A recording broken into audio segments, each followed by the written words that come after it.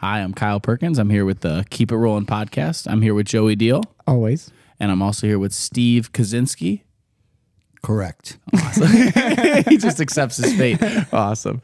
Awesome. Say it right for me. Let me hear the correct pronunciation. And say it the way that you say it. Well, I don't really say it that way anymore, but like my parents do. So Koscinski. Koscinski. I remember you telling me that, and I thought it was so cool. That's how they all say it. But quite honestly, ever since I left home, it's just been Koscinski. As a poor child, I left home. Easier for everybody, I guess. So. I can't wait to just make up your story. As we go. We were talking about this before. He's going to have a totally different story than reality. I was a rancher back in the day when I wrangled in the hills cattle. of Texas. My stories veer offline just like my life. So we'll see what happens. No, that's all good. That's all good. So, I mean, we did a podcast this morning, then we rolled, now we're podcasting again. So we've just been rolling through the day. This is like, we could tell we have a real addiction to podcasts. We love this. Yeah, so this is episode 14. 2 in 1 day that's a big 2 one. in 1 day. Yes, we got 13 and 14 today. I forgot to announce it on the last one what the episode was. So yeah, We so now we're posted at episode 14. And just so you know, Steve, 14 is my lucky number. And 13's mine. Yeah? So it's going to be a good one. Awesome. Well, we've been trying to get this to happen for a while. Last week we were focused on it. We were trying to get it because it was a big week last week. Was it last week, right? Yeah, last week. Last Tuesday or this Tuesday? Yeah, tell us what happened, Steve. What happened on Tuesday? I was awarded my purple belt. Nice. After how long of training? By Jeff Curran, over at Curran Jiu-Jitsu. And hey, we're going to cheer for you. All right. That's stupid. And so obviously I was very excited, and it was an emotional night too, because of the way I got there. And, you know, when you start off on my jiu-jitsu journey anyway, I always envisioned being there faster because I was so committed right off the bat. And, you know, especially those first like 3 years. And how many years altogether? Like, probably like have you been training? 2015 to now, so 7 or like 8 years yeah. or so. And you know, before that, doing other martial arts. Here, and hold stuff, that up, Steve. Oh, okay. Nice. This is my, and I don't have my glasses on, so, but it's my certification. Yes, this is Steve's purple belt certificate. It's really cool. So it's better than black belts get. Just because. Yeah, it's way better than mine. Yeah, you can really see it's signed by purple. Jeff. It's signed by Master Pedro Sauer. So really, really cool to have. So you're legit. Yeah, you're too legit to quit now, Steve. Yes. I hope you hang that up. I'm going to. That's going in the gym we built out in the garage. I love the garage gym, by the way. Yeah, the garage gym's amazing. Yeah, so that's going to be part of the story too. I mean, we got a lot. We got a lot here to discuss. Story to go. Yeah. But let's continue with this on Tuesday. So we were talking about it before the podcast. You had an idea. You had a sneaking suspicion that you were going to get your purple belt. Well, number one is I think I've had 4 stripes and a blue for like 2.5 years. But I also understand that, you know, we came out of a pandemic. I'm training differently than everyone else in the world, so it's hard to like judge and kind of keep pace with you know, what my progression is. You just kind of have to taste it on the mat, I guess. But I think I'm kind of bouncing around a little bit. But I always felt like I would be at least, you know, pushing purple, if not purple, like a while ago. And I think with, you know, if I didn't have ALS, that would have been the case. Oh yeah, because you know, ALS didn't make me want to train any more than I wanted to train in 2018, you know. I mean, even when you started, I remember you were very consistent. Yeah. It's just, you know, you guys have talked about this on other podcasts and stuff, but, you know, there's just something different about jiu-jitsu that's not like anything else you do in the world, you know. You know, I know, you know, swimmers would say that about swimming, and you know, football players would say that about football, but I just mean it's something that you can do for yourself that no one else can do for you.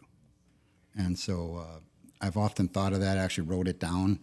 And I've been doing like a lot of little bit of writing lately. Some of it's business, and, you know, because I have to get some stuff ready, and, you know, that's not fun. And then there's also like just things I've been writing that are personal, and whether it's a quote or a whole story or a time in my life, I wanted to make sure was on paper, and that's one of the ones for me. So that's really cool. I mean, that was a big reason I wanted to do this. Was I just encapsulate a little conversation with you. To me, is really valuable. So just like writing, these podcasts can become that too. Yeah, it's something me and Kyle will definitely enjoy, no matter what. Always going back and listening to it. Yep, I'm gonna have this for a good time. So it'll be cool.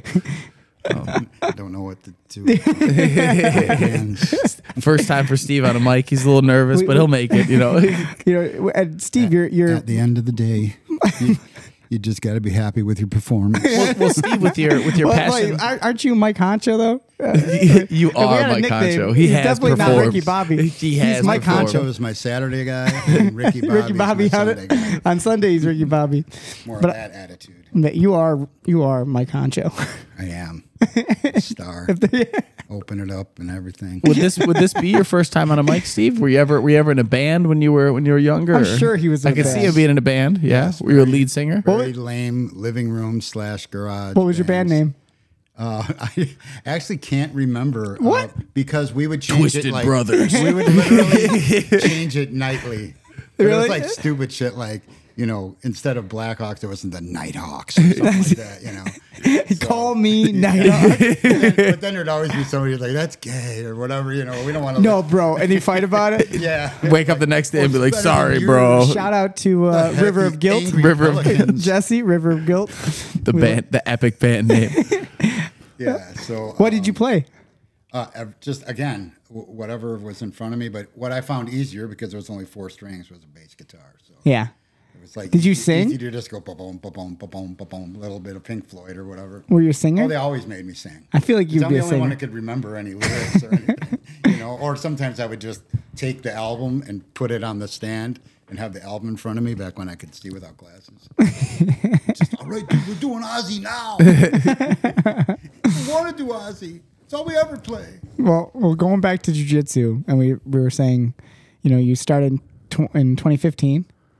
That's when you started. Yes, sir. And that was with us in Crystal Lake. So you never trained jiu-jitsu somewhere else? You were always with us in Crystal Lake? No, the only place I could say I did was I flew myself to California to get sober, and it's been like since 2015. I'm sorry. That's all right. Do you want us to hold it up? Once again, I don't know what to do with my it's been since like October of 2015, and so you trained some jiu-jitsu in California? Yes. Oh, I didn't know that. It was really weird, but my roommate was supposedly this high-level jiu-jitsu guy, but we would just go to this. I guess it wasn't. What are those workout places in the purple? Planet Fitness. Yeah. Oh. But so when you go in the purple, he was the Planet Fitness black belt. Oh, geez. Yeah, let me tell you, man. Don't drop those weights hard, though. Quiet, quiet while you roll. But honestly, that's where the transformation began. In rehab, you met someone who trained jiu-jitsu. This is how you learned about jiu-jitsu? I shouldn't know, because I was watching UFC fights. Okay, so you heard about jiu-jitsu. Of course, enjoying MMA and that's what that's called kind of thing. Mm-hmm. Probably in the 2000s. Right when Jeff Curran was fighting and all the greats. But what it's really to stop drinking, they immediately put you on this regimen, and the first night it's like they strip you of everything. It's like worse than the military. Your phone, family and everything at home, and you're going to just take my suitcase. Well, they just want to make sure you don't have access to or have some paraphernalia or whatever, because the place I went to was like, the dude that was my roommate was like a speedball guy. Okay. He literally just did things when he went to go wrestle. So you went to a good place. Yeah. Yeah. It seems like you went to a good. And then as you graduated, you would kind of move to different houses. Yep. Okay. You stayed in a house with at least 2 people slept there all the time. Not guards, but regular people who are like, dude, you can't leave, who kind of assumed the position of keeping an eye on you in the evening too. And then, but then anyways, I had this roommate, and we started going to the gym. They gave you a membership on day 3. It's like, well, you're going, you can stand there, because some dudes would literally just, and this is what I don't get in life, but would stand outside and smoke in front of a the gym. Yep. Instead of going in. Instead of just going in and like, hey, we're dropping you off either way. You got to do something. Yeah. Like just, no, like so defiant at a point in your life where you're like struggling to make yourself better. And like, well, here's how you do it. And you're still saying no. And in most cases, you went on your own. Did you? But the law didn't put you there. Your parents don't. Right. It's like, for your own benefit. So the place you were at there. Immediately, it's no, I don't want to do that. The place you were at didn't have a lot of people who were forced to go there. Maybe by family members, but yeah, but just by the law. I just know there's a lot of people who do get put those in places are nice. Those places aren't as nice. That's what I'm saying. Yeah. So I used to work at some rehab centers. Yeah, and those are the ones that people were forced to go to. I used to teach like meditation classes, breathwork classes. I remember you doing that, yeah. And like those people, most of them, I think there could have been some who went there voluntarily, but all of them were court ordered. Yeah. And those people did not want to go to a meditation class. So it was hard, it's like for me, like teaching, almost always when yourself, I teach, I'm teaching to a group of people who paid a lot of money, not a lot of money, I'm pretty cheap, but they paid money to come, to the thing I'm talking about. That was the only time, which I think it made me a lot better of a teacher and like just a well-rounded teacher to experience what it's like to go teach something where people are forced to be there. Because you got to either win them over or you just got to understand you're gonna reach certain people. And even if just one person in a group of 30, it came up to me and said, wow, that was really helpful and beneficial. Learning some meditation stuff is like totally worth it. It changed your life. But it was very, very difficult compared to teaching a group who wants to be there. Yeah. I remember you telling me just like coming in with a couple say, this one guy today, It was difficult. Yeah. I won't lie, but beneficial. I love doing it. So how long were you there? I just did it was like 33 days. Wow. So you knew you were done. Oh yeah. Yeah. And getting back to the gym a little bit, like we pushed it hard in there. Yeah. This kid was great. So this kid though, he was a black belt, you were saying? And he was jiu-jitsu guy? Never claimed to be a black belt. He was a high level wrestler. But he was training some jiu-jitsu in high school and transitioned. So you were rolling with him? At some place near Laguna Beach. Okay. Where his parents lived. And Mark, if you're out there, Mark. Shout out, Mark. Yeah. Thanks for introducing the man. Yeah. To jiu-jitsu. A lot of people changed my life. A lot of people have like rehab stories. Yeah. They know someone who was there, but then they don't really like connect with them all the way. Yeah, that's pretty common. There's a lot of things though, right around the same period of time that kind of led me to jiu-jitsu too. Even you guys, like, I saw Jeff in one of my Home Depots. I was a salary probably manager. building one of the gyms. Sure. Yep. He was there every day. For a while, and I know that I ran into him, in like late 2014 or something, and I saw him shopping, and just a regular dude. So you just kind of say hi and stuff. But there was one time when he actually said, bro, you should stop over. That's cool. And then I was watching some fights, and I'm like, yeah, I should do. Like, I had just quit drinking. It's like I was in shape. I had just lost about 40 pounds. Yeah, I was gonna say when you came in, that's what I remember. 70. Yeah, I remember you coming in with that being your story was that I've lost some weight, and I'm ready to try something new. Yeah, I was walking around at 180 comfortably for a while. Like, you were solid. Maybe 2 years ago, I started to gain the weight because you can't use the abs as much. Yeah. And I'm fat, so no, I'm not used to being heavier, and being a bigger framed guy, I'm like 6'1". It's like hard when you're. Well, what was your heaviest? Do you remember? What was your heaviest? Like 262. That's big. Yeah, and then I was down close. And do you think a lot of that was from? I competed at the 180 that one time and stuff. Oh, we'll talk about you competing. We're gonna get there. I can't wait for that. but do you remember? Was a lot of that mostly from drinking? The weight? Do you feel like when you stop drinking as much and you just feel like the weight comes off? Time to, what you do during that lapse of, let's say, because I trained Taekwondo. Everybody, you can do. Is there a laugh soundtrack? But anyway, wow. No, but I really like it. If anybody knows John DePasquale, he was an Olympic black belt, and he wound up teaching Shotokan karate and some taekwondo in Illinois. Wait, what kind of karate? Shotokan. It's called Shotokan. Shotokan. I like the way you said it. Say it again. Shotokan. That was my Michael Keaton impersonation. Michael Keaton saying Shotokan. Yeah, so that's what. Yeah, was your martial arts background. So you did martial arts before. Yeah, I went to this right after that. I went to this like street law academy called Deggerberg Academy on Lincoln Avenue in Chicago. And again, this is like 80s and early 90s, and it was cool, you know. And it was like one of my favorite things I was doing.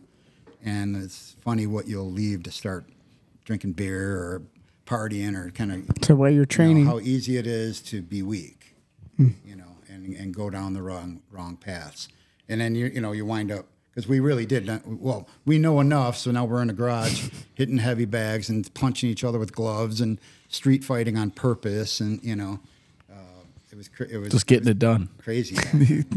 Like, dude, when I was 17, 18, craziness in Chicago. Yeah. So, all right, let's go back. Let's go back to the beginning then. So, you born and raised in Chicago?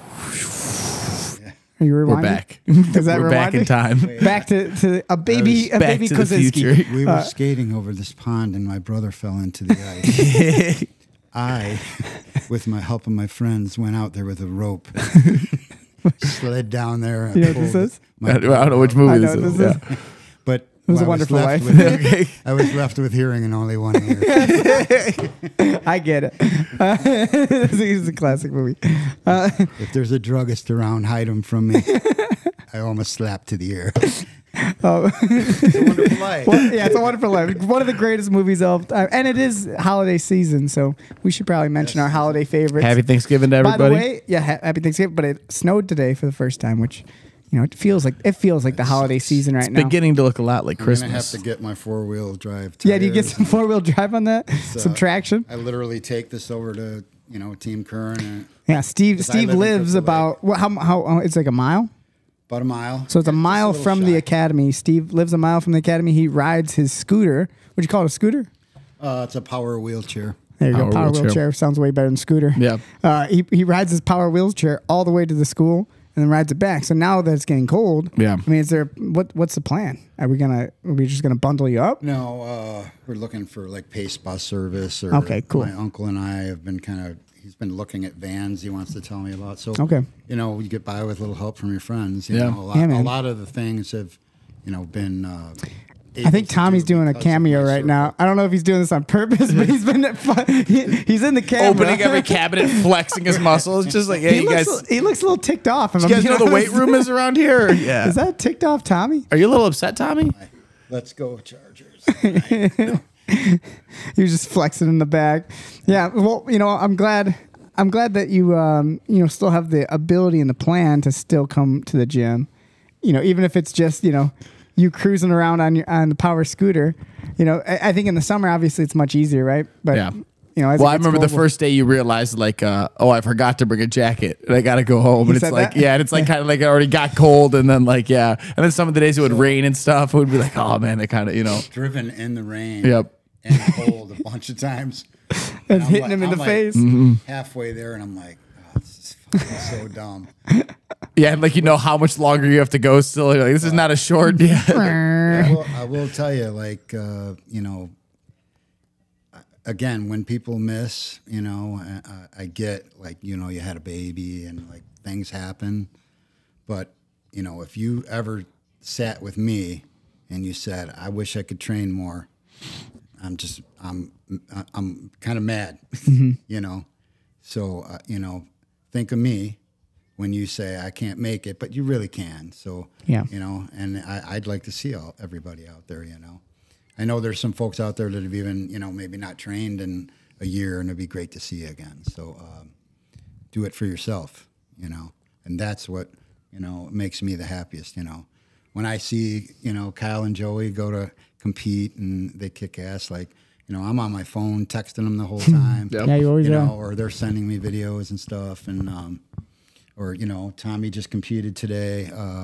in Batavia, Illinois, at a wrestling tournament. Went 3-0. Yeah. Shout out to Tommy. Shout out Tommy. Yeah. So Tommy's your son. If people don't know, so yeah. Tommy's been training with us since he was a little kid. Now he's in high school. No, not yet. He's wow. Seventh grade. He's He's still so young, right? That's crazy. I mean, he's been He's only 12. Yeah. It's wild. How old was he when you put him in?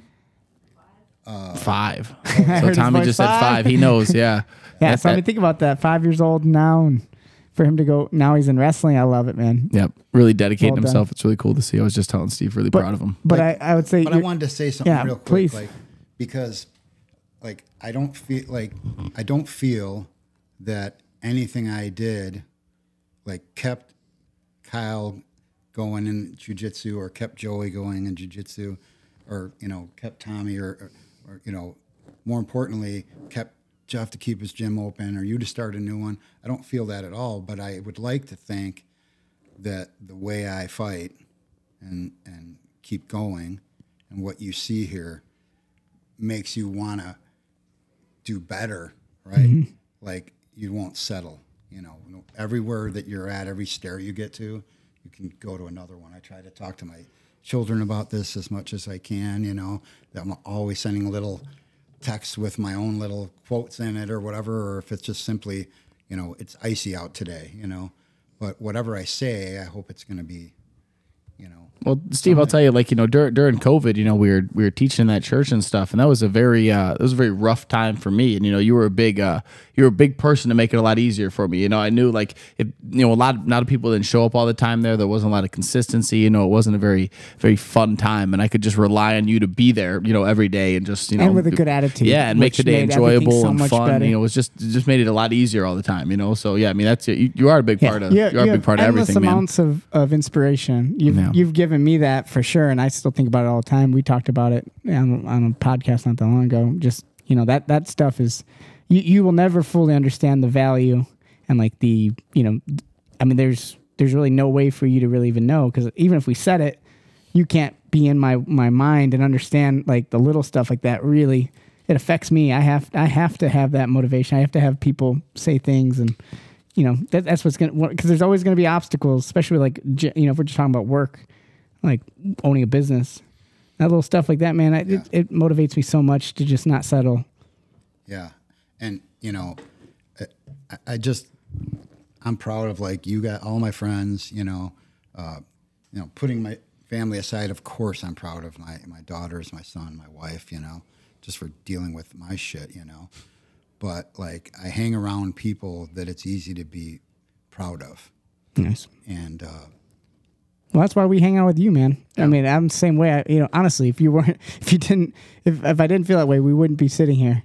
You know what I'm saying? Like we'd be sitting at Jerry's eating pizza there, right? Some kind of jerk. But now we're eating pizza with you. Well, I really mean it, man. And I think everyone knows this, that you obviously, the people you hang out with are the people that you are most inspired by. Yep. And if you're not doing that, you should start hanging out with people you're inspired by. Yeah. You should either bring the people around you up or find better people. Yeah. And sometimes it's find better people is a little easier sometimes. For sure. Yeah, but it's definitely a big part of why we wanted to sit here with you, and get that little taste of inspiration from you. Yeah. Sure, I was going through some pics today, and I'm gonna put my glasses on though. Yep. Yeah, you got a lot of classics out there. So many good photos. Yeah. But I never put this out because I didn't want to be negative.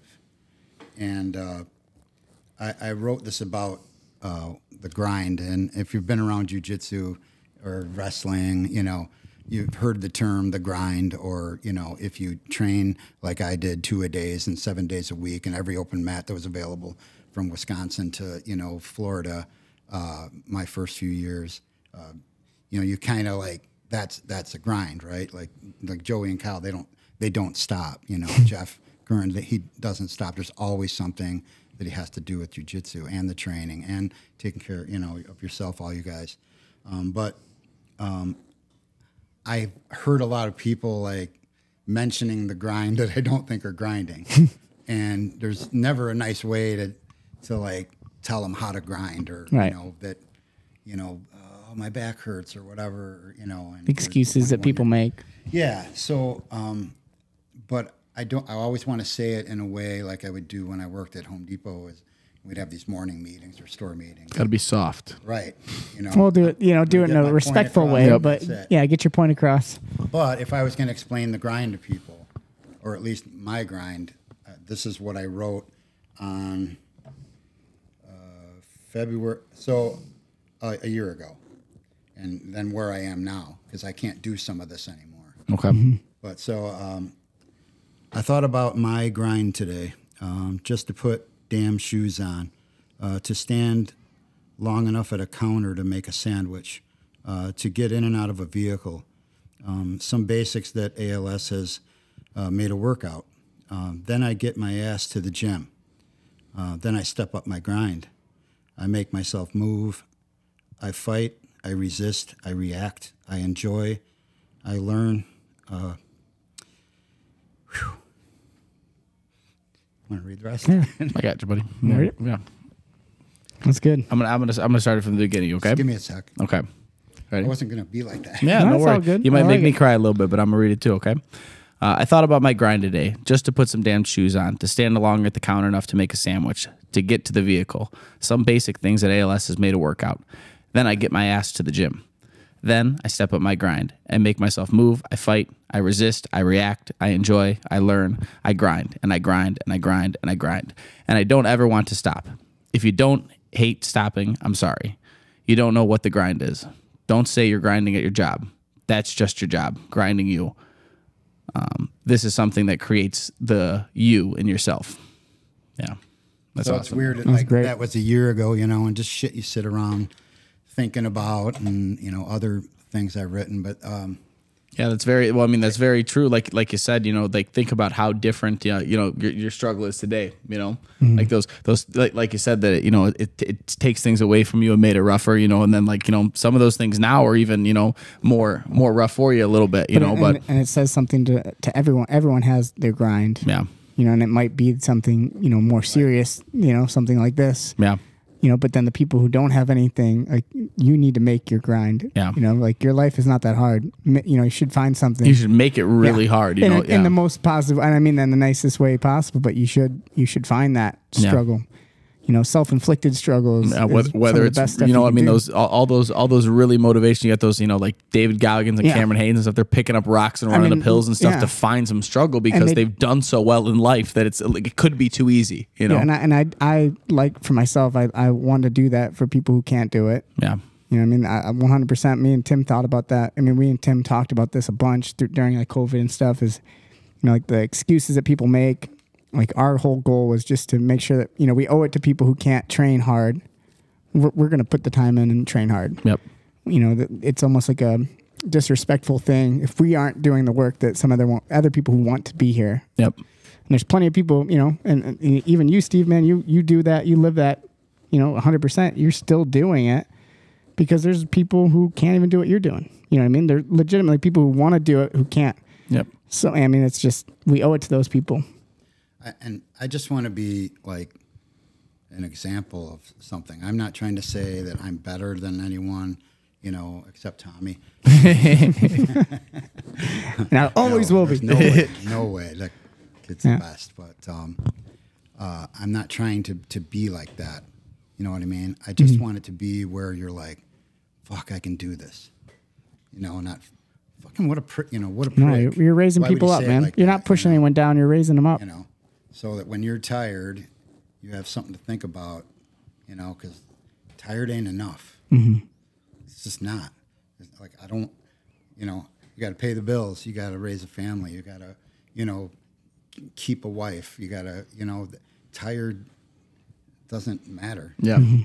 And as long as, you tell yourself that, I'm not stiff or in a hospital bed yet. And I think because of that. Yeah. Well, you are medically pretty amazing. The fact that you have been, and I really do, we're not doctors, so we shouldn't say too much. But the fact that you are still going as much as you are, you've been dealing with this for a lot longer than most people. Well, we've talked about it. I think that's from your mind. Literally, your mind is keeping your body going, and also the way your mind has allowed you to push your physical things to their literal absolute limit.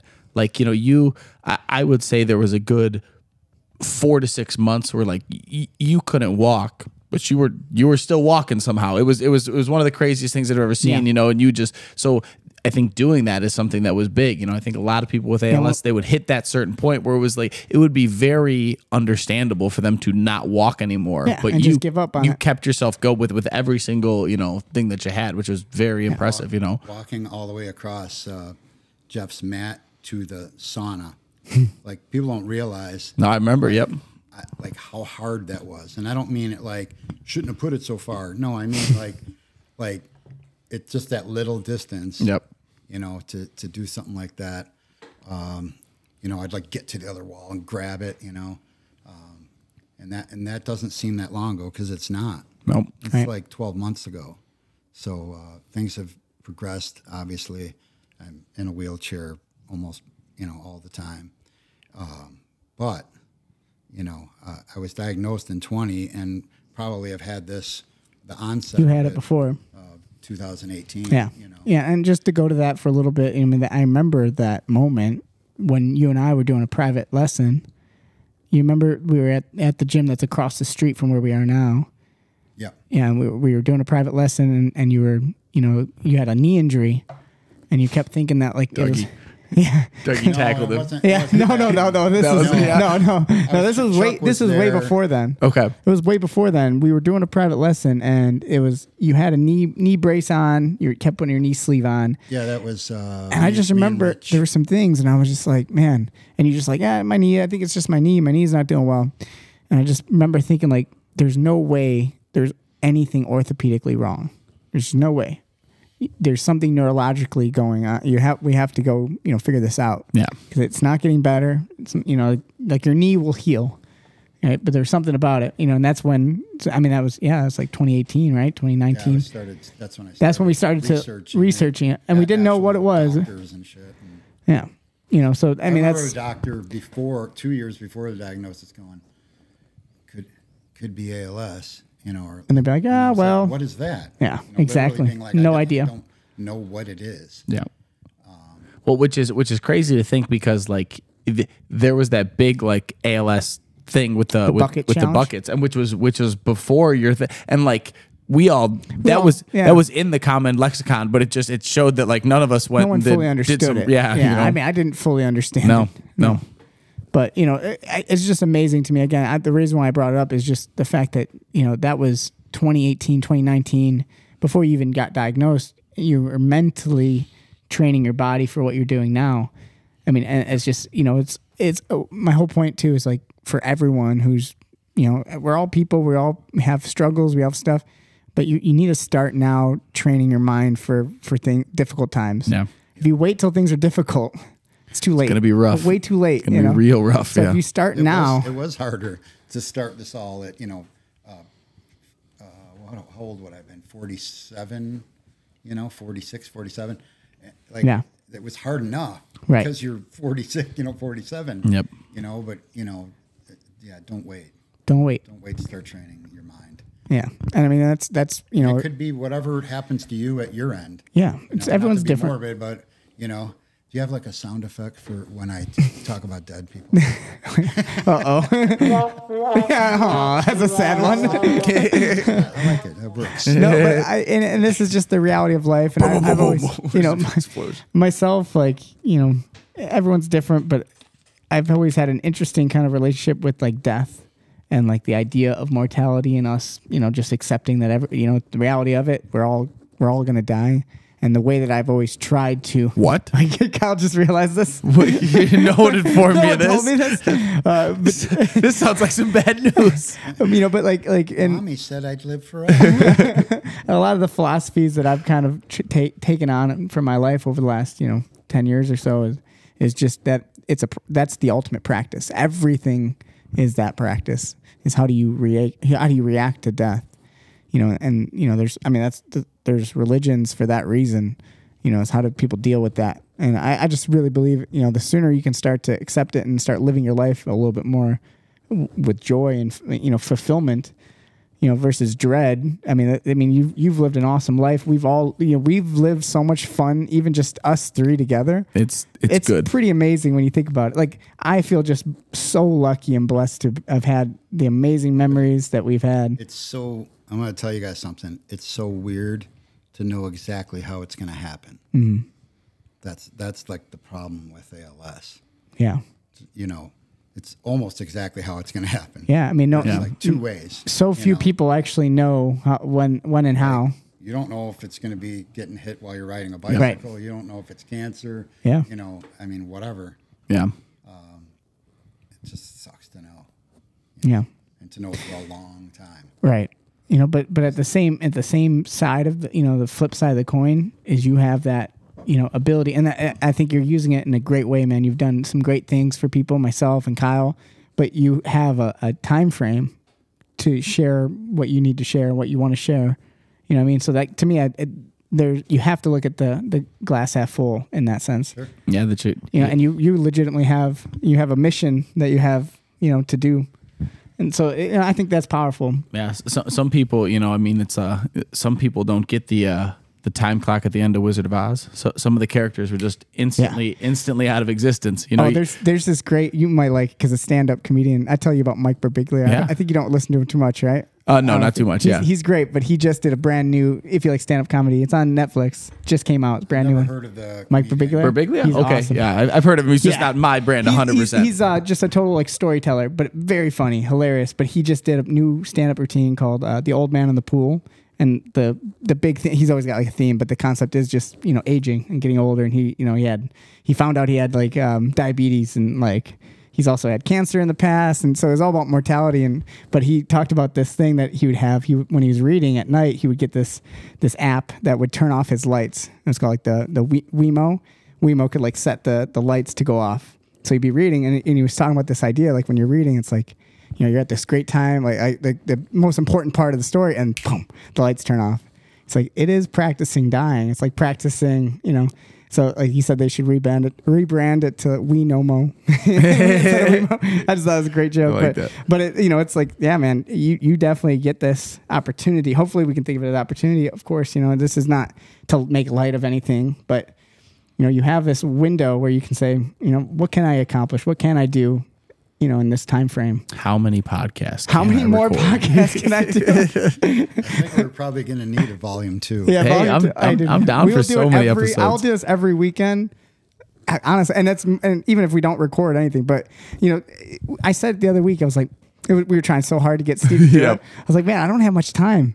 And I said that, and I was thinking, I was like, man, like, it's true though. Even we all don't have a lot of time. We all don't have much time. Yep. And I don't mean that to sound scary. No, it's just, that's. But I want to make that time to spend with you and just hanging out. There's a book that's like really, I think it's called, like, I'm gonna mess up the number, but it's something around this. It's called like 40 Harvests, and it's about the idea of like people who own winery farms for making wine, and how like they have to go through multiple cycles of like even just planting to like get the field the right way, and you only get to and so like they only really get to harvest their field like 40 times in their life, and so like are you gonna make them count? Are you gonna waste one like experimenting with it and stuff like that? And then when you start to like time your life out like that, you go like, man, there's not a lot of how many opportunities are we gonna get to do ADCC trials? And that's what 12. Maybe. I mean, we can just drawing it back, because I know a lot of people listen to this for the jiu-jitsu side of it, right? And like competition. And I know a lot of people like when we talk about competition. Yeah, Steve, why you keep talking about your ALS all the time, dude? Bummer. Yeah, come on, dude.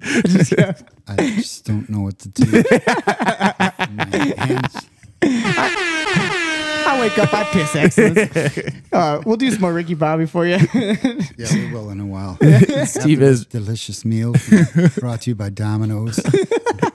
Lovely flavor of do commercial Powerade. If you don't chew Big Red, then fuck you.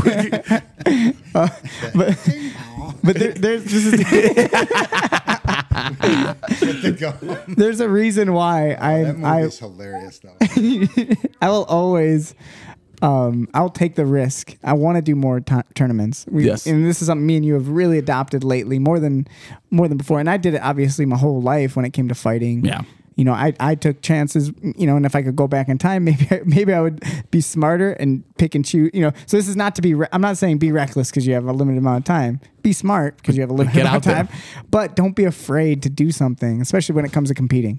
You cannot, you know, run away from a challenge because you're scared of failing, because you might not even get another chance to do this. Who knows, right? And that's not because the tournament might go away. You might go away. Yeah.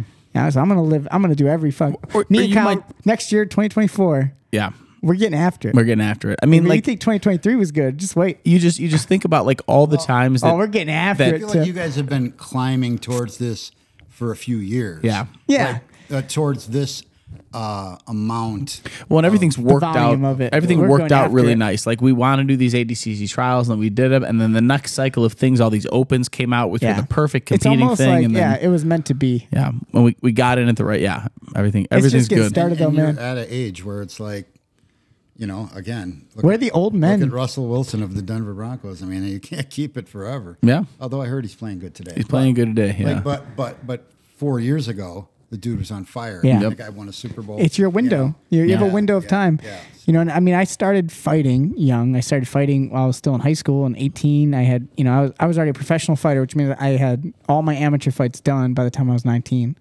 So like I took a lot. I did everything I could, you know, and I always felt like I wasn't doing enough. But then, you know, to think about that, like the bulk of my MMA fights by the time I was 25 I had over 30 fights by that time. And now I'm 32, you know, I've had 35 MMA fights, but I still feel like we're just starting. Yep. And like I'm jumping into this with both my feet to, you know, compete as much as I can and submission grappling, and I want to make sure that that I don't waste a single year, you know, just kind of fucking around or thinking that like, yeah, there'll be another one. Well, now's the time to harvest. It's like the grapes you're talking about. Yeah. Well, every time you think still harvesting, we're harvesting. Every time you think that, every time you like, you know, I'm just not going to do this one because I'm not feeling it. There's going to be another one that you're not going to be able to do for something serious, and you don't want to have like breaking your hand, right? Yeah, or just exactly. There's going to be things that actually come up, so don't just make things up. You know, and you know that's hard to do sometimes. Some advice for my friends who are listening, who are thinking about competing, but then come up with these little excuses. I didn't train enough for it. Just do it. You know, whatever it might be. Because that excuse, like it's going to eventually not be there. And if it was true, it's something that like if it comes up to be a problem when you compete, you will then really think about it and probably not do that again. You know, if it really was, I didn't train enough. Well, then maybe you'll train enough next time. Yeah, you know. I love it. Ready for one more? Yeah. If you don't use it all, you will lose it all. Okay. Wisdom, baby.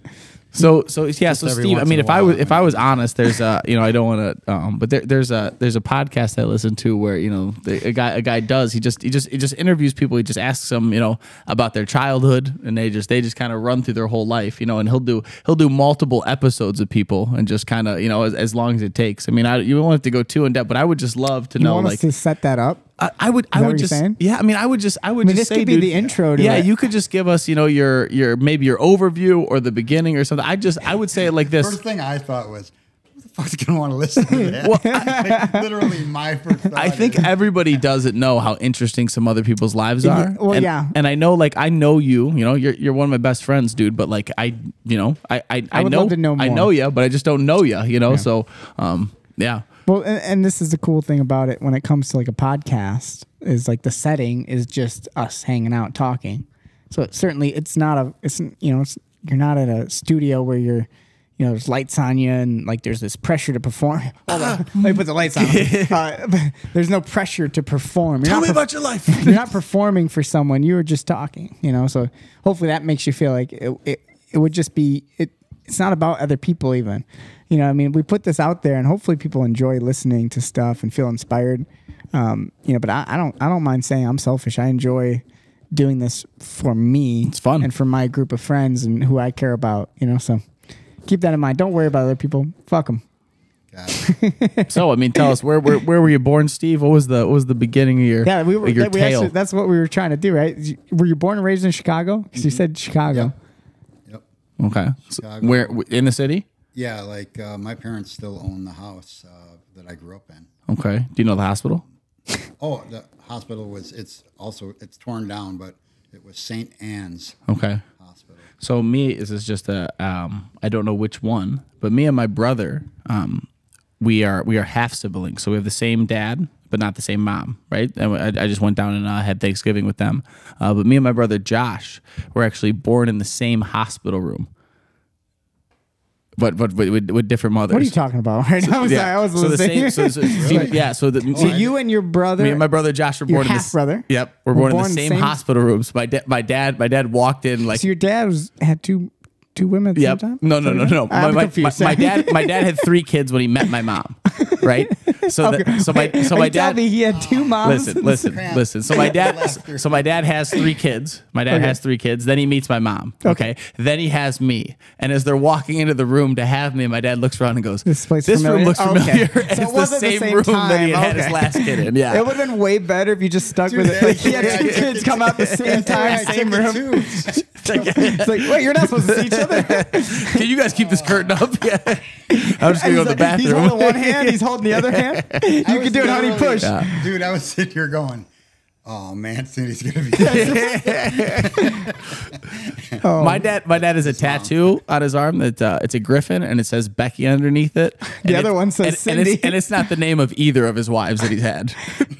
Are you serious? Yeah, That's not a joke? That's not a joke. Oh my And my brother Matt has the same exact tattoo on his calf. Why? So when people ask Matt who Becky is, he can honestly say, I have no idea. He did it just for his dad? Yeah. That's hilarious. When did Kyle move here from West Virginia? West Virginia. What back mountain range did you have a cabin at? So that's my history for That's amazing. Yeah, it's a little bit. Your dad's a G. My dad's the man. They said my dad would have to go to the bar and go like, I'll take 3 milks and a beer. You kids sit over here. I'm gonna have to find you a mother. It's dark. Just give the kids beer. So Chicago, Steve, you living in Chicago. Football is your sport. Am I wrong? Yeah, Every time I've talked to you, I felt like you were like quarterback, right? You played. Yeah, a little bit of football. Let's do a little sports background. So I know Grade school? Like sort of. Yeah. Yeah. So actually, I started with like I remember T-ball. You remember playing T-ball? I remember playing T-ball. How boring was that, really huh? Good. Well, that's really good. I don't know why, because literally you're like 5 or 6, because you put it on that thing. I batted about 900. I mean, I was like never missed. I never missed. That pitcher sucks. Like, holy shit, like that. And then, then Little League and that same park, Portage Park in Chicago. Shout out. On Irving Park Road. Anyway, that park is where we did everything. They had a cool pool. I literally learned to swim there. Nice. They would have ice hockey rinks. They had all like 20 softball fields or baseball fields. I mean, that's where I did everything for a while. I boxed there for a while. I think I was 10, 11. Oh, so you lied to us. You had experience. Boxing. I'm that guy. Yeah, I boxed. Boxed a little bit. I was 12. Anyway, Did the bronze gloves. But it's funny, what you do, right? And then, again, getting to the jiu-jitsu times, you always wanted to. It was like whatever you started and didn't finish, jiu-jitsu became that. So it seems like you didn't. Yeah, I get that. So you didn't grade school football. But you played football in college? Am I wrong? No, just high school. You wanted to play in college, right? Yeah. I think I remember hearing something about that. That's a whole other story for a private podcast. Oh, man. Hey, let the crowd in. But, man, private 80s were a crazy time. Okay. All right. The only reason I'm even mentioning that period of time is because, you know what I'm saying. Even anyway. People had a bit too much fun in the 80s, you know what I'm saying? Well, we're 91, so we missed the entire fun. We came in the strict 90s. We missed all the good stuff. They're just like, hey, here's the internet. Yeah. Man, that was cool. There were like lots of diseases out there. Yeah. They scared the shit out of You us guys want in a the text 90s. message? Yeah. You know. The 80s, they didn't know what diseases were out there. they were making getting diseases. AIDS. Yeah. Sorry, Stupid. No offense to people that AIDS. That's what I was gonna say. Man, It could get dark. Let's not touch that subject. But so I think when it comes to sports, though, just to kind of close out that idea, though, because I remember you always, I feel like you were an athlete, even though you weren't like I competed in this professional or this or whatever, but you were a very athletic guy because you came in to jiu-jitsu right off the bat and just was starting to wanting to be competitive, wanting to do tournaments and all that stuff. Just always tried to stay doing something. And my wife had a lot to do with that. Yeah. She's run multiple Chicago marathons as well as other marathons in the country. So when someone as beautiful as that is super athletic too, You better not be a lazy piece of shit. You got to keep up. You got to keep moving. You got to keep up for the girl. Well, should we bounce to that? Yeah, I would love to hear that story. How'd you meet the girl? We know one story about the girl. You know what? Like, can you tell us a little origin boring, of that? Like I like your story about being born next to your right next to him in the same room. Kyle and his 3-second brothers at the same time. Yeah, I was so freaked out by that, by the way. Like, how does that even happen? The man's good. But how'd you meet her? But it was like just a place of work, and it was just quiet, like conversations, like off to the side, or staying over where she was working. Hey, you know where the weight room is? I'll figure it out. Steve, you've worked here for a long time. There's no weight room. I don't even hear me counting. I did over 1,000 curls in the office. I'll just do some push-ups in the office. No big deal. You want to watch me? You want to sit on my back? Can you sit on my back? Where'd you guys work? So you work together? Yeah, it was just like a printing place, and we were young. She was really young. Just kidding. Young. Cut the gas. Cut the gas. Cut his mic. We literally met when she was like 18. Nice. And you were 47. 23. No, so, I am older. Young love. But some of that's really private, and some of it's like, that's what I had to do to get, the most beautiful girl, like I had to, never, I don't know how to explain it, without getting like emotional, but, I did everything, for her. So that stupid, boring story led to the most exciting life. So that's awesome. You got her. You did good, Steve. Yeah, she's just trying to get rid of me. So it's always like, take the train track way to Curran. You just got to cross. Well, so then let me ask about your second love. You have your family, but then I would say your second love is the San Diego Chargers. And I would just love to know why. Well, because they're not in San Diego. I mean, I would just love to know why. Why did you even like the Chargers? Because you're from Chicago, born and raised. Well, that's actually a very long story, but I can make it really short. I like lightning bolts. That's the whole story. I got struck by lightning once. They call me Thunder. They call me Charger. Here goes bummer story again, but one of my best friends when I was young, I was 21 and he was 21. He took his life. And so long story short, he did it because of just what he thought was stress at 21, trying to impress your friends and parents. Had two girlfriends at the time, and there was like a battle there, and also had some addiction, So it's just funny what you think is hard, because especially at a young age. I've actually been able to battle through it, and I'll always be able to hang my hat on that. I'm proud of it. But he was this huge, like, Dan Fouts Chargers fan. Like, I don't even know how they would get these jerseys and shit, but his family had, like, Charger shit and, like, posters like that up, and, like, they were all into it. And I was always like, so any of you guys from San Diego or anything? And his dad was a Marine in San Diego. Okay. And then became a Chicago police officer. So I would never have known this. Yep. Not even a little bit. Not even a guess. I thought for sure you just had a family member in San Diego. And so after he passed away, And I was kind of digging on them anyway. I just thought they were a cool team back then. Back then, they were high flying. And then wait, what was the name of the guy you were just saying? So Dan Fouts was the quarterback, and he was like one of the first. I was thinking Flutie. I don't know why I said. Yeah, so Fouts and Flutie wasn't like Flute's Fouts. Fouts was good. Flutie was Flutie was a little guy. Flutie was like a fluke. Flutie. Yeah, I just like his name. Yeah, Flutie was just cool. I like out there. Dan Fouts, Doug Flutie. Fouts is actually honestly. So the Chargers. I mean, Steve, you could tell me. Rivers is like was your hero. my loved living him. hero. Well, but so Yeah, like he was badass. hasn't missed one game ever. Speaking of hard work, so since Fouts, like the Chargers have always just been a dominant team in the league, and then they just lose in the playoffs. They just can't win have in they the ever won playoffs. the a regular Super Bowl? season. Nope, Yeah. never won a Super Bowl. We went to a Super Bowl. Yep. 95 That was into 96. Was that Fouts? No, that's Junior Seau, Rodney Okay. Harrison. Oh, yeah, Junior On Seau defense. is You have good. Kellen Winslow. They beat the Pittsburgh Steelers that year.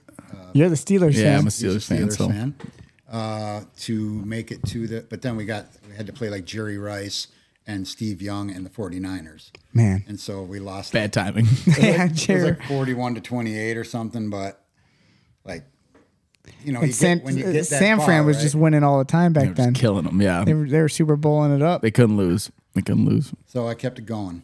That's cool. And, Good for you, man. I love that. That's When I- really cool. That's a totally different story than I thought in my head of why you love the Chargers. That's true. That, Thanks for sharing that. That's- I really love that. That's honestly, this is what I wanted with the podcast with you, was just to hear interesting shit like that. that's I mean, since I've known you, you've always had Charger shit all over. You have a lightning bolt tattooed on him. Yep. He's got a bigger one in his arm. yeah. Yeah. There's one for each of my kids, 3 lightning bolts. And I just covered it with the Chargers. Lightning bolt. I legitimately just thought he got struck by lightning. And like he woke up a Chargers fan. They call me the Which Chargers. that's how creative I am. You know? Well, talk about wearing a flag for somebody, man. That's really cool. Yeah. Awesome, dude. Really cool.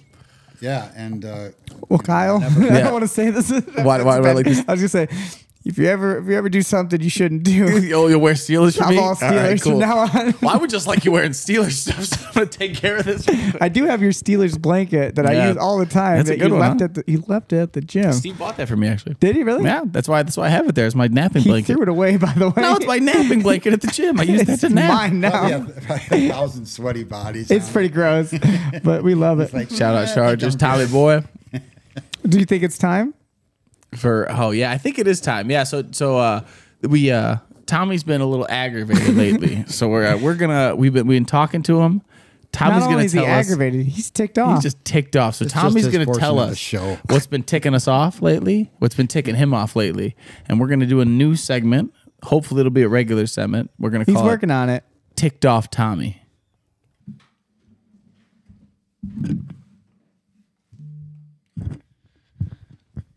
Hi, I'm Tommy, and this is what ticks me off. Like homework, because like at school you're supposed to be doing it at school, like the work, and you don't want to take it home because it's like hard to do and it's annoying. So that's why that ticks me off. Another thing is ticks. It ticks me off because they're like hard to get off your skin, and like I'm pretty sure it hurts because like I've never really had one on my skin before. But I can just assume it sucks. And like bad diseases and stuff. So yeah, that's why that ticks me off. And also like baking things, because like it gets like stuck in like in your fingernails, like cookie dough and like cake batter and stuff, and then you gotta like try to like take it, like pick it out of your fingernails. And then I mean, like the only good part about baking is like eating what you made, because like I don't know, it feels like accomplishing that you ate something that you made.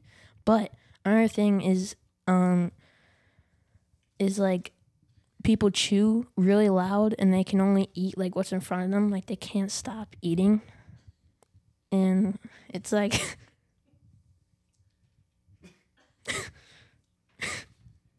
got an example right here.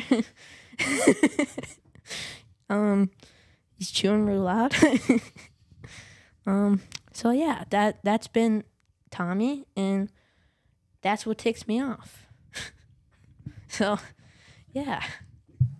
All right, so now we know what ticks off Tommy. Don't give him homework. It's an angry young man. Don't give him baking goods. Don't be around that boy with a tick. All right, don't he be don't want to eating hear it. stuff in front of him either. I was hungry. All right, sometimes I gotta eat. That was a long cast. It's hard to just make up things you despise on the fly. But I think he's How got a much could you future. despise at 12? He's got a future in I despise acting. way more. I've been around longer. We just really wanted to put Tommy in the episode, to be honest. Tommy's very special to us. Just so you know, we are so happy whenever we get to roll with Tommy. We get to hang out with Tommy. He's been coming, Friday nights to the competition classes. Roll with TJ with TJ and training with us on Sundays, which is awesome. I know you see him all the time. Yeah, I mean, he's a really. I mean, one of my favorite memories of Tommy. Tommy was very young at the time. I want to say he was like 6 or 7. And there were a bunch of kids running around the gym, and they were kind of like chasing each other. And then these 2 boys started chasing this little girl, right? And like she wasn't really playing with them. She didn't really like it either. And Tommy went over there, and he got right in front of the 2 boys, and he grabbed one of them by his shirt, and he went, "Stop! She doesn't like that." And I was just awesome. like, I like that. Boy. Yeah. It was a good little moment. Knew he'd be a good boy since then on. I know. It's good to see that grandchild every once in a while, too. Yeah, he's a great kid. You did something well. Yeah, you did something right. good, Steve. Yeah. So was that always when did you always want to have kids? Did you always have a bunch of them? What was your plan, man? You just went for it? I had no plan. Okay. I had to develop a plan. That's why I would say it was a mistake, by the way, to just have no plan, right? Okay. I thought you meant the kids. Sorry. No, I mean. Sorry, Tommy. I'm 21. I don't have a plan, You had your first kid at 21? No, I just mean at that point. Yeah. Like I thought you were asking me, did I always want kids, And like I didn't think of that stuff. Yeah. No, I mean, think about that all the time, No, yeah. When I was young, I thought by now I'd have like 10 kids. Yeah. I really did. I thought I'd have like a whole army of children. I'm glad I don't. You be Helio Gracie. But look at me now. Yeah. Army of the dead. Not that kind. How old were you when you had your first kid? Let's see. Just so me and Kyle can feel bad about our lives. 24 minus 54. 30. Yeah. Okay, we're not okay. Hey, we're not. We're only 2 years behind. Yeah. No, you're good. Your seed usually lasts a certain amount of time. I got to keep this seed. Yeah. Hey, Doc, what's the expiration date on this? Well, how old are you, Tommy? 12. Oh, awesome. So up to 42. Yeah, we got time, baby. Yeah. I mean, look we'll at be all right. Like Mick Jagger. I mean, he's like 90 and he's having babies, like right? 70 or something. Yeah, that's what you need. I mean, I definitely don't want that, though. Hey. I don't think I want to be an 80-year-old dad of a 5-year-old. Who's your dad? I don't know. You're like a multimillionaire, though. It's like, and I feel do like anything anyway. And I'm pretty sure Mick Jagger probably had the actual story that Kyle was talking about, where he had 2 baby mamas at the same room. Yeah, I could be wrong. I could see it happening, man. I could see it happening. I don't know how you did that. West Virginia. So did you go to college, Steve? Did you go to college after high school? Yeah. Oh yeah. Where'd you go? I'm literally the John Belushi of college. You 7 years of college down the drain. I'm a zip. He's Animal House. Remember that movie, Kyle? No, it's not one of my. Man, you don't know any of these great movies. No. So me and Steve watch a lot of the same movies. Yeah. I can just tell we have a similar flavor of movie. Animal House's choice. Animal House is probably the greatest comedy of all time. I've heard of it. I've definitely heard of Animal Jim House. Belushi. It's good. Yeah, much watch. Okay. You must watch it. Yeah. What were we talking about? Where'd you go to school? We're just talking about college. Oh yeah. You were just doing the zit. So it's a famous scene where he puts all his mashed potatoes in his mouth. So and he's like, that's what I am. I'm a zit. That's pretty funny. It's gross. But he spits it like all over people. Do you remember Kirby Puckett? Nope. Kirby He's a Puckett. baseball player. Okay. Played for like Minnesota Twins. Okay. So he's like their claim to fame. I went to Triton College, and then to this Wilbur Wright Junior College on Montrose Avenue. I think I got some family members who went to Triton. Triton, yeah. Triton sounds in familiar, but River I Grove, don't. Yeah. Illinois, Okay. where there was a shooting this morning, I believe. Oh, geez. But back then it was nice. What? Who'd you shoot? There was a shooting in a Chicago suburb. This guy's making stuff up. We live in the safest city. City in America. Yeah. You know, That's why this thing has shields. Like the Punisher vehicle. I remember. Yeah, I remember. I think it was not that long ago. You were telling me about all the weapons you were going to put on this man, thing. I got like a silver egg that comes around me with a turret in here. Flamethrowers just come out the spins side. around, yeah. It just spikes on every Everything tire. I want. There's just like levels of friggin' weapons. And Yeah, stuff. Yeah, flamethrower. and You'll be like that Colorado AK. bulldozer.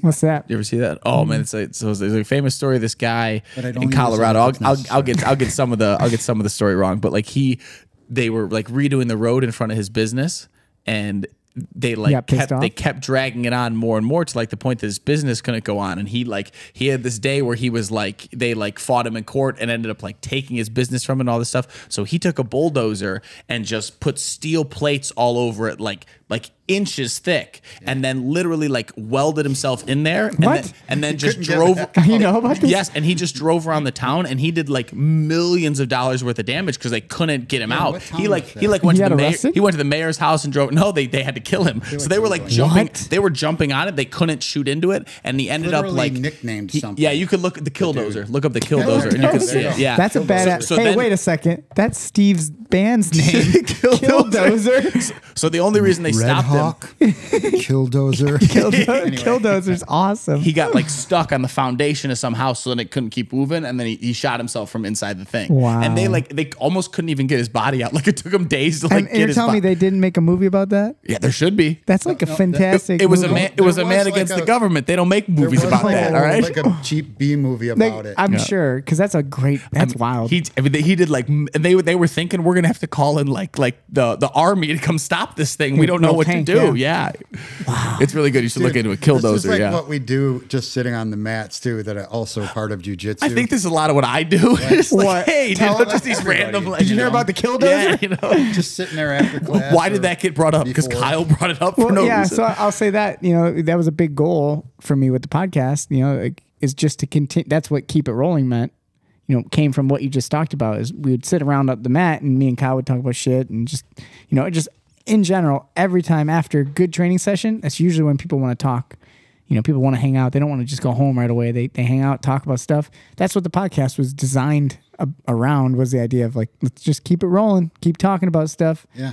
And not you're always. you're a big part of it, man. You were always on the mat. We'd hang out, talk about stupid stuff, and laugh. And we've had a lot of funny times. And I want to definitely talk about. I mean, of course, feel free to stop us. We're just kind of bouncing around a lot. And, Yep. and I really do. Hopefully, we can convince you to take your time and actually tell your story more. This is just a podcast. Yeah. This is like our first time doing it.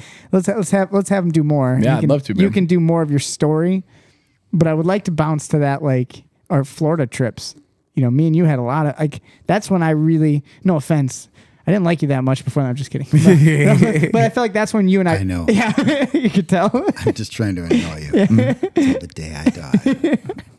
That's when you and I really got close. It was like our first time in Florida, and just the time, we got to hang out, just like you're saying, like after training, sitting around talking. But that, that in particular, which is shout out to the BJJ retreats. Yeah.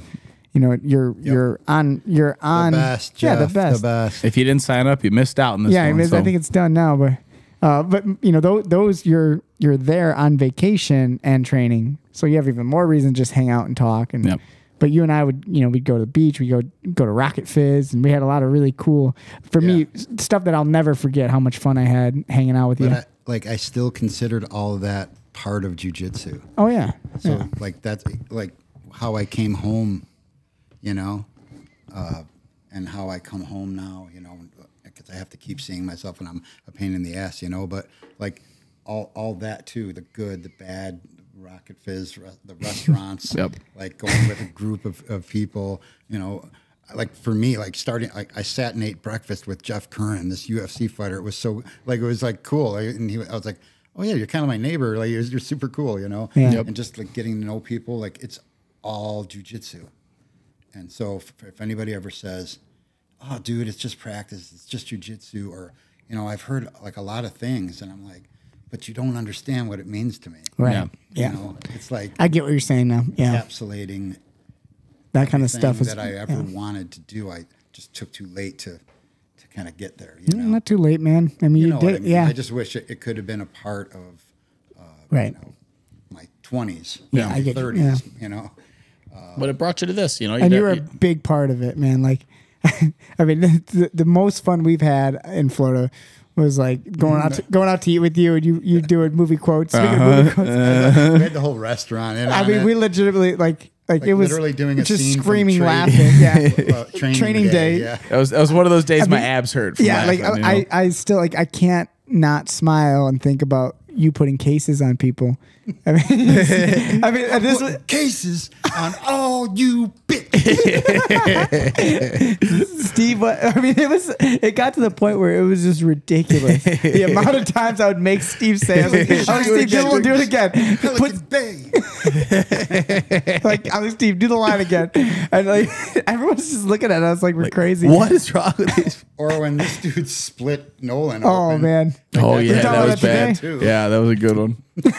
That's Just what he the- thinks. Just the bars alone, man, and watching fights and, with, 45 other, jiu-jitsu dudes at midnight, and we all got to train in the morning.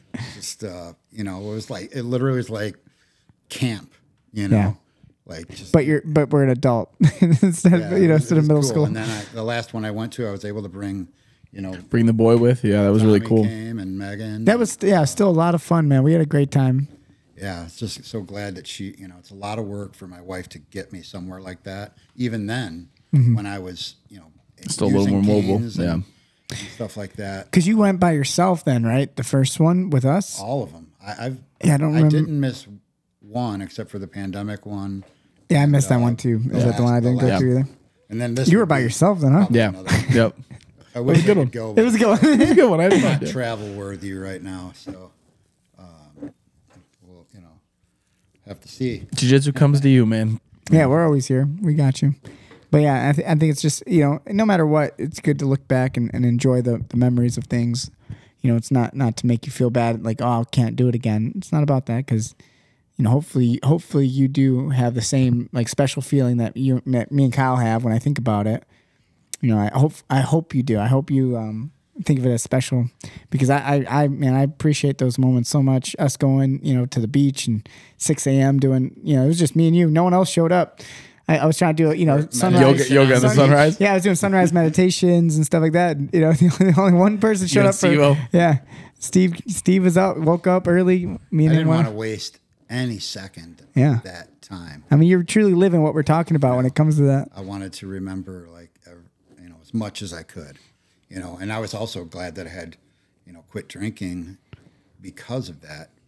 There's no way I would have remembered all the moments, if you cloud it up with Well, that's alcohol and whatever else. Yeah. Yeah, I mean, and that's something that we connected on because I had problems with drinking, not to an extent that I think, it's not, definitely not something that I felt like I needed any type of professional help with. But, as a young person, I made some stupid choices, and so for me, like alcohol is just not a part of my life. I don't drink. I feel like every time I drink, usually it's negative. It's very rare that it's, I had some great times being drunk. I think any true drinker has some good memories from it. It's not all bad, but a lot of really poor choices, bad things. So, me and you connect on that because, while other people were drinking in Florida, me and Steve were just like, yep. Let's go do this. Let's go do that. And most people were, Yeah, and it's all fine. And I'm not saying anything like. And people can do it. It's also a party. Yeah, it's fun. It's literally called a retreat. I don't ever make someone feel bad for it. Yeah, Everyone should I'm have glad fun. I did it. Yeah, it's not a judgment. It's just it is a big reason wasted why so both much of us, time. connected with you. It's just Yeah, that wasn't. we're not big drinkers. Yeah, that wasn't our cup of tea. Yeah, literally. Yeah. Yep. I'd rather drink tea. If I would have known, like I said, these are some of the things I talk about when I wish I started a little earlier, is that there would have been a lot more clarity, which is, Now, what everybody wants, Right. Well, that's the kind of the curse of like wisdom. Obviously, wisdom only comes with time and experience. So it would be nice to have youth and wisdom, but Yeah. they don't go hand in hand together. Yeah. No matter what. Same with jiu-jitsu. It's like you can't have the experience. When you look at someone like a black belt, to be a black belt takes time. how great would it be to have my body when I was 18, but have my wisdom and knowledge and experience now? Right. It'd be awesome. But that's a price you cannot, there's no price for that. You can't do it. Yeah. So it's just, that's the reality of life. It would be awesome if we could go back and have, the time that we want with the knowledge that we have now. So if we're talking about a positive but negative time of drinking, this probably involves some alcohol. I think there's a story that needs to be immortalized on the podcast. Me and Kyle talk about this often. You got to tell us the concert story. And I don't know if you even remember it, but I know you do. This is just one of them. I know. This is the greatest. But me and Kyle every once in a while just look at each other and we throw this elbow, and he knows exactly what I'm talking about. You have to pivot. Make sure you pivot. So give us the stories. What show were you at? Completely shattered the face. Can you tell us that story? Make me so happy. But okay, so I just have a little problem with like people who are dicks. Anyway, so if you're a dick, no offense. No, full offense. Full offense. Be offended. So we're at a really cool concert downtown at a place called the Metro, and more into the Metro later because it was like my hangout. Okay. Oh, really? Most of, like, I would say from 17, 18 to marrying. You're telling me this guy came into your place and fucked with you? No. Okay, yeah, okay, I get what you're saying. Yeah, it's your territory. Hey, we weren't all born right behind our stepbrother. That kind of made you like Siamese twins. You have some sort of. They came out high five, hand stuck, slid out. Hey, what's up, buddy? You guys have special powers, special needs. Cal can make lightning come out of his fingernails and stuff. Chargers. So yeah, I know. That's why we're friends. So again, what was I talking about? So the rave? No, what was it called? You're at the concert. Oh yeah. And what was the place called again? I'm going to move this story along a little fast. The Metro. The Metro. Yeah. Metro on Clark Street in Chicago. And we're upstairs. We're watching The Tragically Hip, one of my favorite bands of all time. And this guy, I'm going to try to make a long story short, was You're with your wife. Kind of came up, and he just was always trying to, we were a standing room only on a balcony. And he really wanted to get up front, He kept like nudging her. You know what I mean? Just your wife, right? I remember it was a leather jacket, Harley Davidson on it, black leather boots kind of, thing. Killer boots, man. And that's fine. Nothing against that. Like I kind of, boots, dude. I dig it, I just don't dig it when you're like kind of pushing my wife around. So long story short, like it kind of went on for a while, and I was letting her be at the front of the balcony, and I was like back a person, but he would like even like almost start going in front of me and stuff. And she went to the bathroom or something, came back, and he was there, and she just started sneaking back in because that's how Megan is. She's not going to take any shit from some. Yeah, she's tough. Bum, And so he started like I noticed they were going back and forth about something, and I just saw him look at her and go, "'Cause you're a fucking bitch," like that or something, like let her have the spot, dude. Like, have you ever heard of some common decency, Anyway, I didn't think any as soon as like I remember the last portion of bitch. It was already like face smash. I just did like kind of like a little bit of a half turn elbow, with my hands clenched, Yeah, that's what it was. So I was literally. I'm gonna show what I remember of him driving my left arm. I just actually yes. Yes, it was like a. I just remember you showing us in the car once. And stomping. Whoa! And it was great. So that's the story, at least. And he went down. How my wife and I tell it. And he went down. His face was just exploded. It was like a cool thing, like when you get a UFC fight going, and then you took his leather jacket and rode off in his motorcycle. Babe, get out of the back. Whose choppa is this? Steve, whose choppa is this? Don't worry about it. Zed's baby. Zed's dead. Zed's at that concert. Zed's dead. Just got out of it. Like I literally was like, we have to go. We have to go now. 6 warrants out from. So wait, are you trying to tell me that you put a case on this guy? I put a case. On all that you bitches. For calling my wife that, yeah. So you're saying you might be wanted for murder. I actually don't know. The Metro Bull murder. It's never been He's a solved. Metro Bandit. Yeah. He's on the run. It's always been a photo, like half of Steve's face. Like, They've been looking at him for 20 years. That's one of our favorite stories. So glad you could tell it on the podcast. oh, I love it. I love Yeah, it. we laugh every time we think about it. Wait, So but don't hold on. be a dick. Yeah. Or you can elbow. But you said Tragically Hip. Would you mind repeating your what you said when you got your purple belt? From Tragically Hip, is from that the a song band? called Wheat Kings. Tragically Hip. Yeah, they're. The Tragically Hip. You So, said he's Steve, when he got his purple belt, you gave a little it's called you just, what would you call it? It was a quote, speech, yeah. a quote from the song. Yep. Right, a lyric from the song, and it stuck with me so much. I actually became a huge fan of the band. I now listen to There all you of go. their songs, and the Wheat Kings. That's like my favorite song from them now because of that. I play it all the time. Yeah, they're like one of my favorites. Was listening to them a lot, like kind of just before I got married. So late 80s, early 90s. Yeah, they have a lot of albums. That's why I realized. A lot of albums, a lot of great They're still albums. going. They have a bunch And of you have to have a taste for it, you know. And honestly, I always say you have to be like this free spirit, you know, like, and I mean that like the way what free and what spirit are, put them together, you know, to listen to that kind of music. Because I don't think they're perfect, but they're perfect, you know, together. You know, they're not individually perfect. I love that. You know, is Gordy's voice like this magical? No, yeah. But when you put it with the rest of the guys, And it really, says something. Yeah. And the same thing with from the guitar player to the bassist to the drummer. You know, they all kind of just made this perfect band and never left each other. Yeah, that's what I was gonna say You know. too. It's obviously you can tell just even by some of the songs I heard. It's like that's a band that enjoys playing together. If you're gonna play from, I think it was 1987 all the way now to like Jeez. they have like an album like 5 years ago or something. Wow. You know? Just before the lead singer passed. Yeah. Oh wow. I didn't know. 36 years a band. Yeah, and I don't know Gord exactly. Downey Yeah. is fabulous, by the way. Like, you know, people will ask, "Oh, who's your favorite poet?" And, you know, what, Robert Frost, whatever somebody'd say, and I would always say Gord Downey. Wow. Well, give us the us the quote line. then. What was the quote?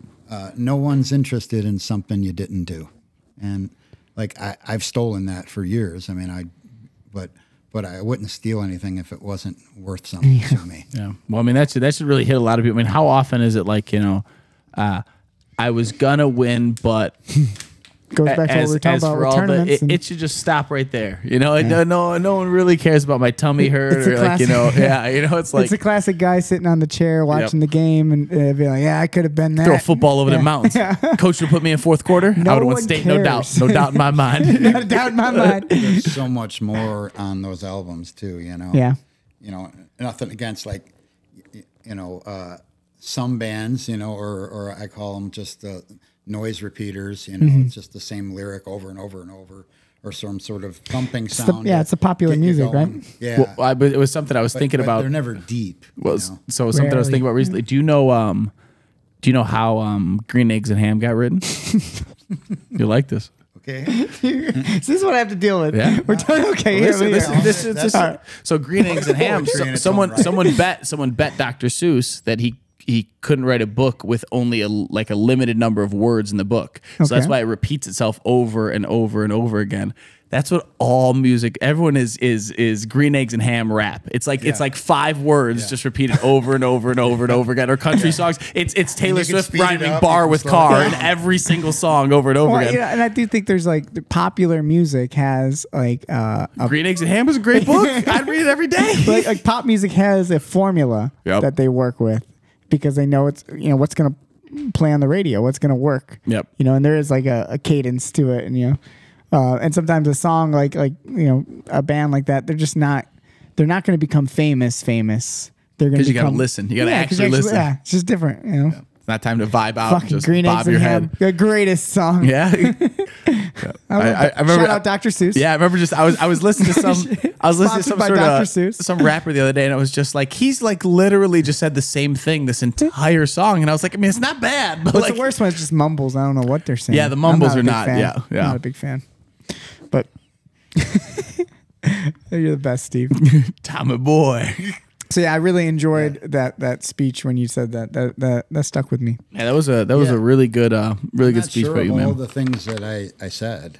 I No, think and Chuck took a video. You know, Yep, Megan might have a video. Megan has a video of it for sure, and it was when you're in that moment. Yeah, you really it was good, man. I think that quote alone though was just like, man, that was really powerful for me. Felt like I was gliding on an astral plane. Well, I mean, it really was. Stars in my hair. You hit the quote and like the meaning of it, and then Boom. You It cut was the beautiful, speech off. man. It was really good, man. Yeah. Good. For a second, I like can't even look at you right now. Taking on the shape of a unicorn. Yeah. Angel's wings. Yeah. Jeez. So about any last things we can kind of finish this up for you. I don't want to keep talking to you forever. I'm sure you want to go to bed or kick us out at some point. This is his house, by the way. I just want to talk unofficially. Yeah. Pretty soon. Like honestly, like I get to a point, and we could discuss on the next one if you want. We can discuss work a little bit. But man, I talked for a living. Yeah. Did you? To people I hated, to people I liked, but like, you know what I mean? To people I wanted to get to like us, to, to customers, to, friends, to whatever. Well, shout it out how you want. Tell what'd you do? Oh, I used to. You're talking about Home Depot? Yeah, yes. At Home Depot. I literally, I still call you Home Depot Steve. Yeah, if we need to delineate your Home Depot Steve to people, Home Depot Steve. that's how when someone says like, Steve who? I'm like, Home Depot Steve. And I've been fortunate enough to work for the Home Depot Inc. But Sponsored by Home Depot for a long time, and I was able to, because of what they do for folks, help other people. Yeah. You know, whether it was just this lady's plants died, just give her some new plants, new plants or whatever, or giving someone advice about a purchase. I think you helped my grandma one time. I think that old lady you're talking about was my grandma. Didn't you you hook her up with some plants or something? I remember I think my mom, my grandma went in. That's awesome. That old lady, that's my grandma you're talking about. Yep. Tommy's over here, head's about to explode because the Chargers are on TV. Chargers are winning? No, they're just on TV. They haven't played yet. Oh, nice. Oh, the game's starting? It's going to start now. Yeah, they're a night game. We'll get you out. We'll finish before the then. Chargers thing again. It's important to Tommy. I'm kind of getting so over. Wait, is Tommy? So Tommy adopted your love for the Chargers? Yeah, he's got like posters in the room. He just went to. So the because his dad loved it, he loved it. I will say they had a really, really funny fandom where just for one season they watched another team. Who did? You did? Steve and Tommy. So they loved the Chargers, but almost more than they loved the Chargers, they loved Phillip Rivers. And so when he left, and the last season of his career, they were just like, yeah, we don't kind of like it anymore. And he went to the Colts, and he kind of balled out. And they you guys really was it only 1 year? We won a playoff game. Yeah, the Colts won a playoff game. Yeah, so he's got a jersey on. Big Phillip Rivers fan. Again, his consistency, right? Like that's why honestly, I got good ideas. Growing up, I was a from him. Oh yeah. I mean, growing up, I was the biggest Packers fan. I know people would be upset because I obviously I was the biggest Bears fan growing up in high school. But when I was a little kid, I was the biggest Packers fan for one reason. It was just because of Brett Favre. Really? I loved Brett Favre. I was like obsessed with him. Plastic cheese hats. Those are pretty cool too. But like, Joey thought they were real cheese. And then I also just eat them during the game. I also kind of just liked that everyone got upset when I was like, I like the Packers. Yeah, that's cool. I like the one. There's a comedian that was like, what if there were giant mice? Let them loose at the Packers field. At Lambeau Field. Yeah. That would be a good costume on Halloween. Be a giant mouse at the stadium. Yeah. Putting cases on all you cheeseheads. Yep. Tommy had a good time at that game, and last week you went to the game. Yeah, Tommy went to the game last week. Saw the Packers. And Tommy actually saw them lose to the Packers. Packers beat them. Man.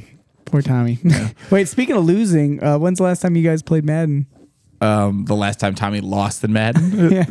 I mean, if Tommy wants to lose, we can. So you smashed Tommy, right? Oh, like where you feel bad? No, I feel no mercy. I feel no. I have videos on my phone to him quitting in the middle of games. It's the kids call it rage quitting. Yeah, right? rage quitting. You're a rage quitter, huh? Yep. Not anymore. Tommy. I can induce quite a rage. In Tommy's defense, that was like a long time ago. It might have been a little bit. Yeah. I'm better. better now. I didn't mean that, Tommy. The one just night meant was you real wouldn't bad. rage Like quit I anymore. played him a few different times, but the one night they let me. What would he say? Like, give me Headphones. with his voice. Well, the best was the one night they let me babysit him, and it was just like really early in the game. He's just like, "Stop running the ball!" He's just getting mad. His little voice. That's like half of my defense. Yeah. Well, it's just like the thing for me was the first time we played, and I'll finally admit this for Tommy's satisfaction. The first time we played, I was talking a bunch of crap to him, and I hadn't touched a controller in like 10, 15 years, right? And so we start playing, and offense I can always do, but defense, like I have New controls. Yeah, my controllers just have to be on with this. So I wasn't doing really good defense, and he beat me. Like I scored like really close Like to an the end. honest beat? He beat me like there was like 10 seconds left, and he got the ball and he just scored. set So then like the next time we like played, had I just rule like books figured it out out again, and I wasn't gonna let him win it all. I just started smashing him. No Like mercy for the Googling child. Yeah, I'm relentless. things again. Yeah. I will beat that boy. Yeah, that's my thing. I'm not nice with Madden. Yeah, I love it. yeah. Yeah, do you remember how awesome Madden used to be? Oh, it's the greatest. Me and Back my in, friends used to play 2004, for 2005, hours, dude. 2006. Yeah, they've ruined a lot of those used games to be now. better. They're not good. And if you read reviews on them, people are like, "Why do they do it like Why this did now?" they make them worse? Mm-hmm.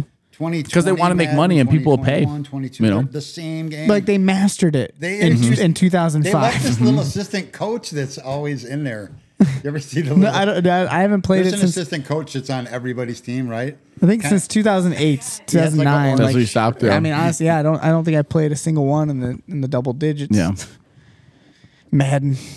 Good you memories. played like Red Dead Redemption and stuff, right? I did play that. Yeah. The only newer games like The Last of Us, Red Dead Redemption. Besides that, man, nothing. During the pandemic, I bought a few games right at the start of it. I was like, I'm gonna play all the Assassin's Creed games. Okay. Start playing those again.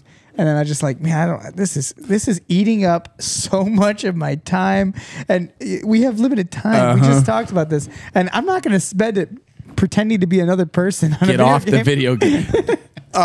Playing a video game. Like a lifetime. And if playing Joey's At playing least get, Assassin's like, Creed, he was UFC. pretending to be a person who was pretending to be a person. What's that? Yeah, it's almost dead. Oh, well, thank Good, you. perfect It's not all timing. the way, though? It's still going, right? Okay, Okay. cool. Awesome. You can click Battery's getting OK or whatever. Awesome. Should still be going. Battery's getting low. Battery's I getting hold low. the stereo. The But battery this gets has on been low. a lot. This has been a lot of fun, man. And I'm glad that we could finally pin you down to get this to Yeah, happen. we had a good little dinner before. We ate some Uncle Jerry's. Your wife Our made some favorite. enchiladas. It was That was very- delicious. very Shout sweet out of you. Megan. Yeah, we'll get Megan on next time too. We'll talk to Meg. Oh, she got to roll. Yes. Oh, She's got to yes. roll. gotta roll. Shout out to my daughter Shannon and my other daughter Jesselyn. Why? They don't train 'Cause jujitsu. I just got. I'm not sponsored by anyone, so they're my official sponsors. Yeah, Okay. we love them. They're all great. Your whole family's awesome, man. And I'm glad that and like we were talking about with limited time and all that, and I need for my own self. I need to be willing to take time to do stuff like this more, because before you know it, it's like another year later. Like my time, I feel like my life is just rolling. Yep. Wait, hold on. Keep it I feel rolling. like my life is rolling. So I just did something. Rolling. It rolls so quick, like by. Like it's just like before I know it's another 5 months later. So I'm trying to make time to do the things I want to do, which is like to hang out with my friends and stuff. It goes faster when. Which is why it's cool that me and Kyle do this, because Yeah. it's an excuse for me and him to hang out and have fun. You know what I mean? Like honestly, it's a big part of it. I feel like in a weird way. Yeah, I mean, it's better to play video games. I feel like in a weird way it makes life go like faster, which is never you're like having a fun, good you're saying? feeling to Yeah. say. But like with just the amount of stuff we've been doing, the amount of time, like haven't you in the past? But I'm like filling it with so much. with stuff I enjoy. Yeah. You know, like we were saying, like in this past month when we were competing, it felt like it was just like I didn't have Flying like by. a moment to breathe, kind of. But like I don't want to waste moments in my life just breathing. You know, stop meditating. What are you doing? Well, I mean, we all have to breathe. Yeah. We'll have to talk about that next time too. The breath work. Yeah. I've got an old piece of paper in my gym bag. I used to that give him he breath wrote works. back when You we still were, have it? we were training at the church. I'd love to see that. And I think it's like stuffed in my gym bag or something. Well, I'm getting back into it, just so everyone knows. I mean, not really- that I ever stopped breathing. I've been breathing the entire time. But That's not. I don't believe you. But my- Liar. very important for my existence too. Yeah. I almost overdid it.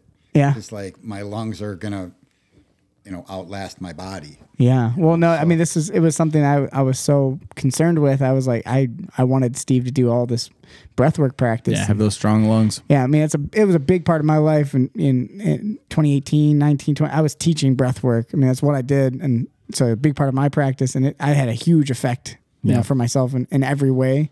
Mentally, Staying calm physically, on the mats too. yeah, in every way. Every way. But we are getting back to it. I'm going to start teaching it again. Awesome. I need to because I love it. Well, I also want to. I really have been thinking. I want to once a week get in a hot yoga room. I want to do that. You hot wanna do yoga. it? Just Let's once do a it. week. I mean, like 30 minutes. I think it'd hear be that? good. Yeah, It's on- I do it's on want here. to. Yeah, I do want to. I'll throw you in, man. Yeah, I've thought about it for a while. I think Just it'd be nice. warm for me. Because Steve was a big part of it. It goes back to what you were talking about before of like just being open to things. Like after rehab and everything, like. You were like, you're not the guy open to rehab. Yeah, I mean, you have to be open to things. And Steve, no matter what crazy thing I threw at him, he was willing to try it. You did acro with me once. I mean, you've done. I have videos of me flying Steve around. Yeah, you've gone to say this loud and clear again. I did it for the love of my life. And, I mean, you did so much. Everything else came from that. Yep, I love that. I would have done anything. I knew I had even screwed up for a while, and repairing that the best I could was all that was on my mind, and everything from jiu-jitsu and I mean, you'd come to meditations with me. You go to all these different things. I'm just glad that you're the type of person who's willing to try things and do things, and really all I'm saying too is I'm glad that we're making the time to do this, and I'm not afraid to sit here and say I'm very grateful that you're willing to sit around and hang out with two idiots and talk about stuff. They broke in my home. We strapped him down. We really, literally, like in my kitchen. Shut up back there. We'll let you out in a minute. Untie my dog. But we love you, buddy. Yeah, I love you, man. Really appreciate you as a friend. You're a good brother Thanks too, for all man. you do. Okay. Get it more exciting. What do you call? What am I called? Like a guest. You're a great guest, man. Is there anything you want to finish by saying? Any last words for this podcast? I promise you, and this is as long as you're comfortable with it. I'll give you one more. Awesome. Give me something, man. This is not going to be the last time. Yeah, we don't want to. I I mean, with Steve, I feel like we have so much to talk about. Yeah. I mean, this whole house is redone from a house fire. I know. mean, we got so many much stories to discuss. people need to know, but We'll do like it's good for today. If you want, Steve's ending quote of the day. All right, I'm gonna just so I want everyone him to knows, read it. I'm gonna have him read it and lock it off. So everybody, All right. thank you for joining us for the podcast. Steve's gonna read us out with a quote. Thank you for joining us. This has been Kyle, Steve, and Joey. Steve, close us out, my friend. All right, so I wrote these, so that's why I like them. But anyway, when I get there, just don't tell me the decisions I made were wrong. Then I'll know it's heaven. So it's cool, live your life is what I'm trying to say, and that's it. Love you, buddy. Love you.